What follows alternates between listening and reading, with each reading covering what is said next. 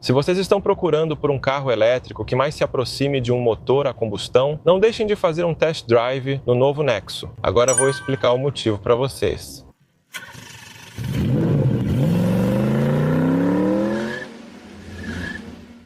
Olá, aqui é o Yomot Gurum. O carro que vamos conhecer hoje é o Nexo de nova geração. O Nexo é um carro elétrico movido a hidrogênio, certo? Normalmente, quando pensamos em carros elétricos, deixamos eles carregando por um longo tempo e depois dirigimos usando a bateria carregada. Mas o carro elétrico a hidrogênio é diferente. Ele provoca uma reação química usando o hidrogênio como combustível, e é essa reação que carrega a bateria elétrica. Por isso, mesmo sendo elétrico, ele não tem bateria grande. Agora vemos a parte inferior do Nexo semelhante à de um carro a combustão. O Nexo tem um grande tanque de hidrogênio na traseira. Apesar de ser chamado de carro elétrico, ele possui diferenças estruturais. A principal vantagem é que o Nexo elétrico se assemelha bastante a um carro a combustão. Muitas pessoas, quando pensam no próximo carro, ficam se perguntando: será que eu deveria comprar um carro elétrico, gostando ou não de carros elétricos? Acho que vocês vão pensar, depois de assistir a este vídeo, que o Nexo elétrico também tem seu charme. Vou abordar 2 pontos positivos e 2 negativos que percebi no meu teste de longa duração com o novo Nexo, destacando os atrativos do modelo. Expliquei por que o Nexo é visto como a tecnologia do futuro do grupo Hyundai e que, para conhecer as inovações dos próximos carros, é preciso observar o Nexo. Agora vamos conferir juntos o motivo disso. O principal é o desempenho de condução, essencial para qualquer carro.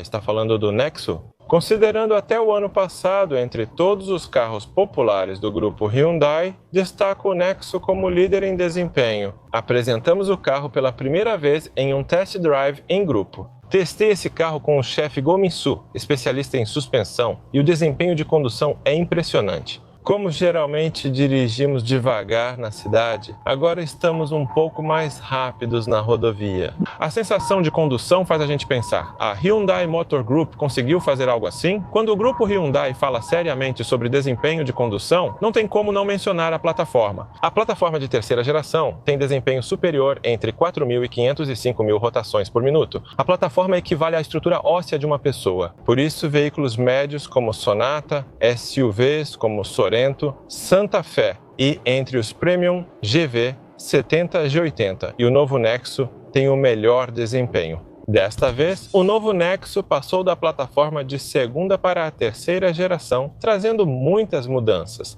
Especialmente o Nexo, que é a única plataforma de hidrogênio do grupo Hyundai, foi feito com uma plataforma exclusiva só para ele. Geralmente, ao pensar em carros elétricos, lembramos que a bateria ocupa boa parte do assoalho, mas não é muito espessa. Já o hidrogênio é diferente. Impressionante, né? Por isso é preciso uma plataforma exclusiva para carros elétricos a hidrogênio.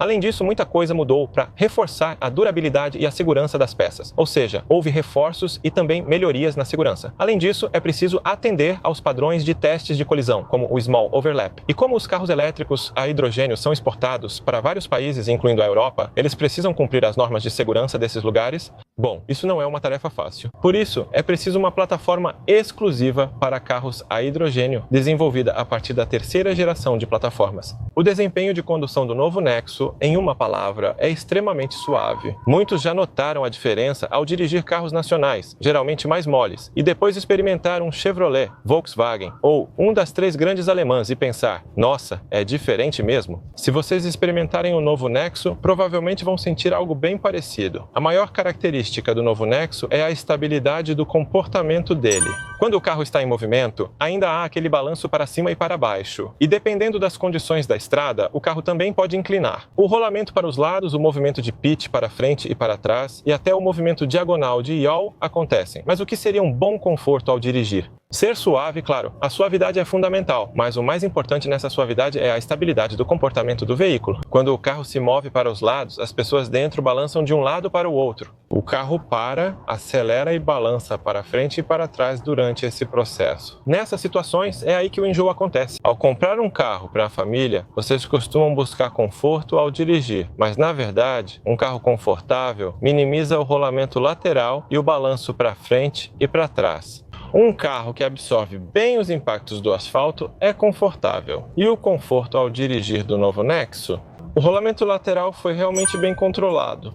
Então, quando você dirige assim como agora, o carro mostra um comportamento muito estável. Normalmente, quando um veículo é instável ao mudar de faixa em alta velocidade, a gente fica tenso e se prepara antes de trocar de faixa. O novo Nexo praticamente não tem rolamento, então mesmo mudando de faixa assim, quem estiver sentado na segunda fileira provavelmente nem vai perceber, se estiver dormindo. Ele mantém uma postura muito estável. Mas por que digo isso? No caso de um sedã com altura baixa, o centro de gravidade também é baixo, então mesmo mudando de faixa assim, não havia nenhuma sensação de insegurança. Por outro lado, o SUV, por natureza, tem uma altura elevada. Por isso, ao mudar de faixa ou balançar o carro, ele tende a oscilar de um lado para o outro. Se acharem o carro instável após dirigir, ao entrar no estacionamento subterrâneo, olhem o retrovisor interno.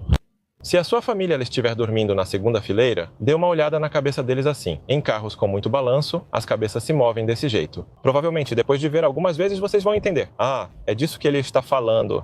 E agora eu vou balançar um pouco o volante a 100 km por hora.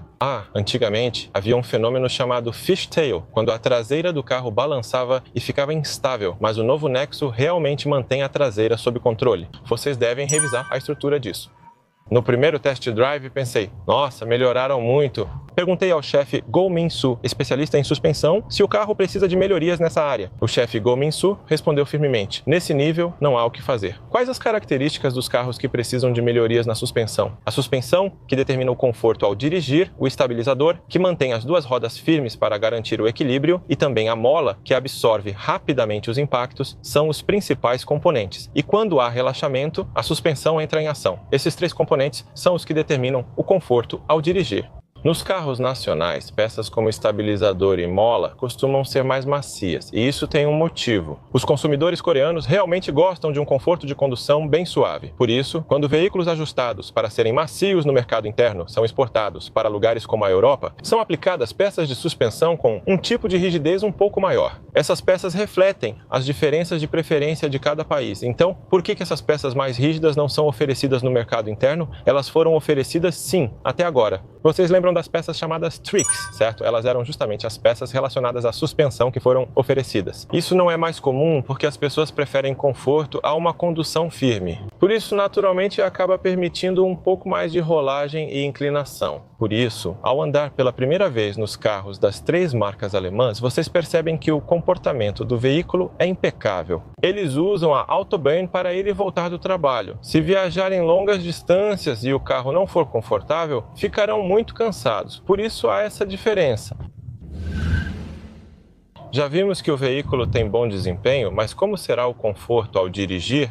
O conforto ao dirigir, como parte de um desempenho de condução mais firme, realmente se destaca em estradas lisas. Ao passar por irregularidades, surgem sons de amortecimento mais fortes e pequenas vibrações, se a estrada estiver ruim. Seria ótimo se essas pequenas vibrações também pudessem ser reduzidas, então, para quem não gosta de uma condução mais firme, essa questão das vibrações pode ser um pouco decepcionante. E o silêncio dentro do carro também é realmente importante. Ao ver o design externo mais angular, temi que fosse barulhento, mas agora dirijo constantemente a 110 km por hora na rodovia. As partes onde o ruído externo entra estão bem melhores do que eu esperava.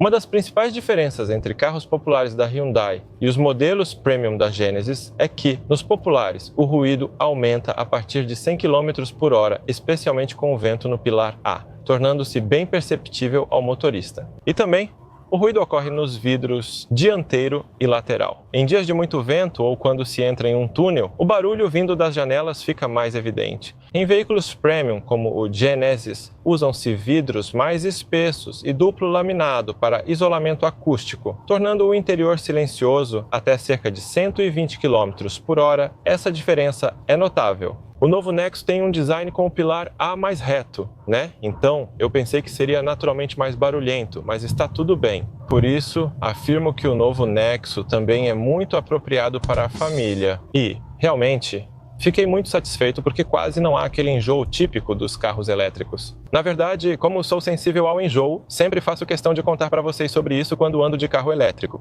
Por que sentimos enjoo em carros elétricos? Neles, a eficiência energética é a principal tecnologia. De certa forma, nos carros a combustão, reduzir o peso do veículo, ou seja, torná-lo mais leve, era uma questão de tecnologia. Nos carros elétricos, destaca-se a frenagem regenerativa pelo motor elétrico para a eficiência energética. Durante o movimento, a recarga ocorre pela frenagem regenerativa ao parar, aumentando a eficiência energética.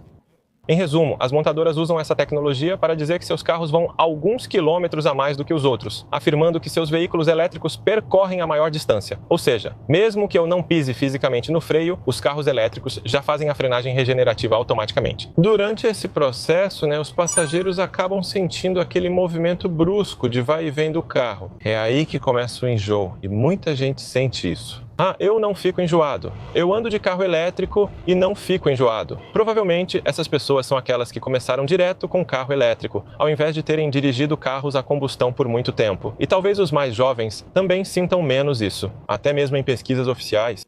Quando olhamos esses dados sobre por que os carros elétricos causam enjoo, vemos que, nos veículos a combustão, somos nós que controlamos tudo. Quando pisamos no acelerador, o carro vai para frente e quando pisamos no freio, ele para. Essas coisas. Como o nosso cérebro pode antecipar essas ações, conseguimos reduzir o enjoo, mas a frenagem regenerativa dos carros elétricos não é algo que o cérebro consegue prever. Por não conseguir antecipar esse fenômeno, quando a frenagem regenerativa acontece, ela pode causar enjoo. Por isso, toda vez que eu ando de carro, eu sempre recomendo carros elétricos que ajudam a reduzir o enjoo. No caso do novo Nexo, eu disse que ele parece um carro a combustão porque quase não causa enjoo. Tanto a tecnologia de frenagem regenerativa quanto a resposta do acelerador fazem com que ele pareça um veículo a combustão. Por isso, se eu tiver que comprar um carro elétrico como meu próximo carro, eu gostaria de comprar um veículo como o Nexo. Mas há uma condição importante. É necessário um posto de hidrogênio próximo.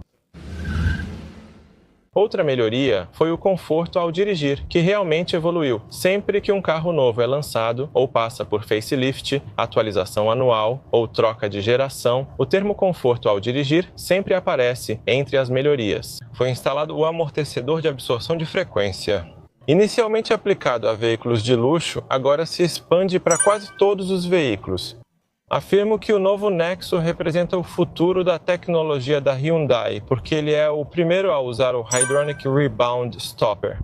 Em coreano, essa tecnologia é chamada de controle de lombadas. Foi possível sentir claramente essa tecnologia ao passar rapidamente por buracos profundos e irregularidades que causam grandes impactos e lombadas. Antes, quando o impacto era forte e o sistema demorava a reagir, era muito desconfortável. Grandes impactos demoram a ser absorvidos e são mais intensos, mas a tecnologia HRS ajuda a reduzi-los. Quando passamos por lombadas ou o carro se torce, a cabeça às vezes balança com impacto forte. Se vocês passarem por esses lugares, vão perceber imediatamente a tecnologia HRS. Essa tecnologia foi usada primeiro no Nexo e deve estar na maioria dos carros futuros. O Grandeur pode estar se preparando para um facelift, assim como o Santa Fe para lançamento. O HRS foi aplicado nesses veículos, é o que posso dizer. E por fim, o banco traz conforto ao dirigir. É um pouco mais firme. O banco não dá aquela sensação de abraçar a sua lombar de forma aconchegante. Tanto o conforto ao dirigir quanto o banco são mais firmes. O banco está muito relacionado ao conforto ao dirigir e você pode considerar que eles têm características bem parecidas. Este banco também é um pouco mais firme. Por isso, em viagens longas isso ajuda a diminuir o cansaço lombar. Então, qual é a desvantagem? A primeira, como venho dizendo, é o preço.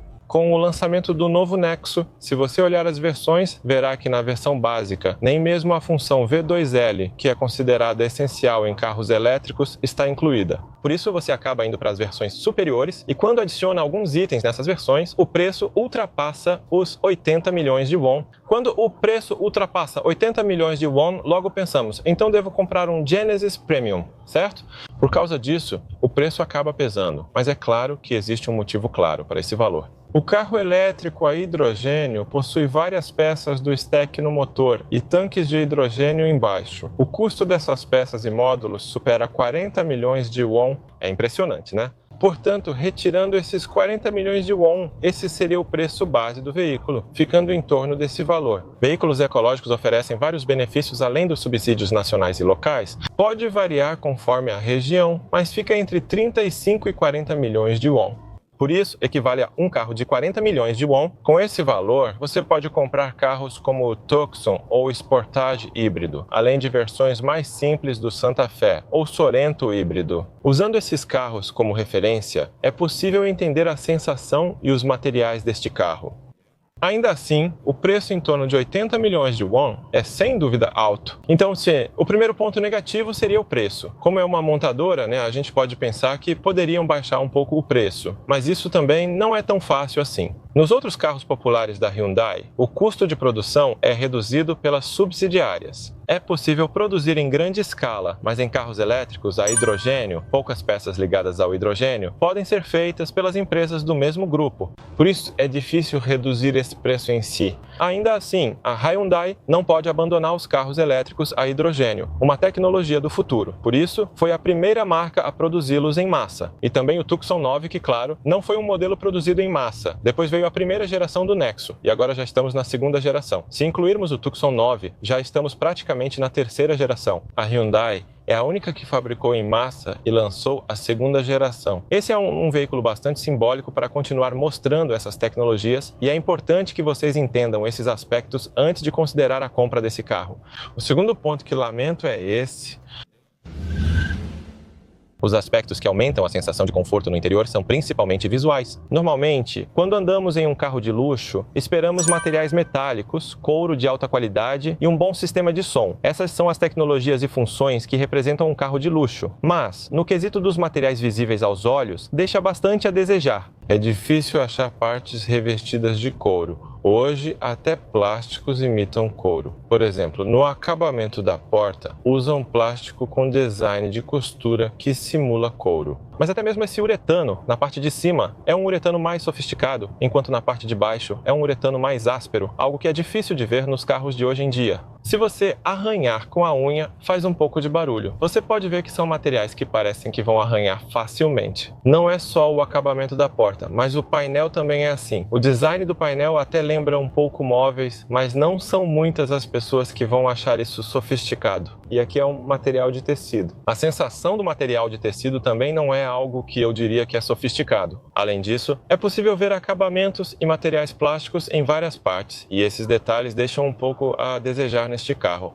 Além disso, quando escurece, a iluminação ambiente é algo que aumenta a sensação dentro do carro, mas a área onde ela foi aplicada foi menor do que eu esperava. No entanto, talvez a Hyundai já soubesse dessas questões, porque neste carro foi aplicado pela primeira vez um sistema de som B e O, algo que seria difícil até de imaginar em outros carros da Hyundai. A qualidade do som, pessoal, é a melhor entre todos os carros do grupo Hyundai que vocês já experimentaram, e a qualidade desse sistema de som também é excelente. Esse sistema de som B e O está presente aqui. Mesmo entre os carros da Genesis, o G90 topo de linha e o GV70 entrada têm qualidade de som distinta. Este oferece som similar ao G80, modelo intermediário da marca. Por isso fiquei realmente surpreso. Se eu tiver dinheiro, mas for servidor público ou achar que pelo meu status social é pesado dirigir um Genesis. Mas se você não quer abrir mão de um bom sistema de som, o sistema B e o do novo Nexo vai realmente aumentar sua satisfação.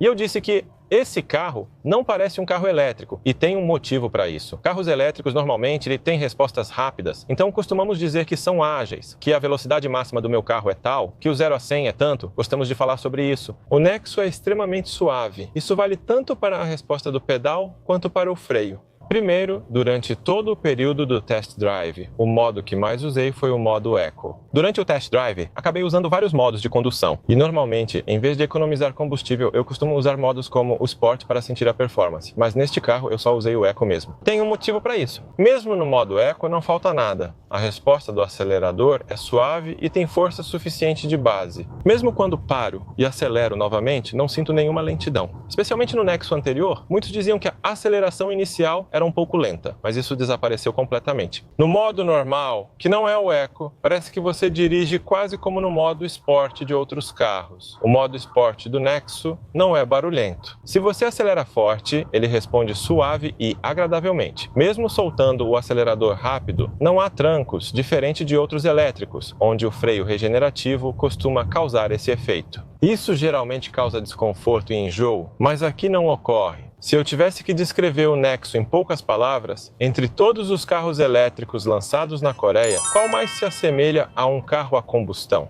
Um deles, com certeza, é o Nexo. O Nexo, inclusive em termos de dirigibilidade, realmente passa a sensação de estar dirigindo um carro a combustão. Por isso disse que, se comprasse um carro elétrico, escolheria um como o Nexo. Hoje vimos o novo Nexo. Já dirigi mais de 500 quilômetros com este carro, e durante esses 500 quilômetros de viagem, foi uma experiência muito confortável. Com mais estações de hidrogênio, ele pode ser usado como carros a gás liquefeito de petróleo, oferecendo conveniência similar ao motor a combustão. Por isso, é essencial expandir essas estações. Se o preço dos carros elétricos a hidrogênio baixar mais do que está agora, acredito que entre os carros elétricos que precisam carregar bateria e os carros elétricos a hidrogênio, que geram energia elétrica através de reações físico-químicas do hidrogênio, a tecnologia do futuro será dos carros elétricos a hidrogênio. Posso afirmar que todos os pontos incômodos da primeira geração foram melhorados. Se pensa em comprar um carro elétrico, sugiro fazer um test drive no novo Nexo. Também seria bom conferir quais são as diferenças em relação ao que eu contei hoje. Os carros que vocês vão comprar gastando dezenas de milhões de won, não façam apenas um test drive, façam vários. Tem um vídeo no canal analisando a parte de baixo do carro. Se vocês conferirem pessoalmente e fizerem o test drive, não vai ajudar ainda mais na hora de escolher o carro? Volto na próxima com um vídeo ainda melhor para vocês. Muito obrigado! Se o vídeo foi útil, deixe seu like. Inscreva-se no canal e ative as notificações para receber informações rápidas sobre carros novos. Obrigado!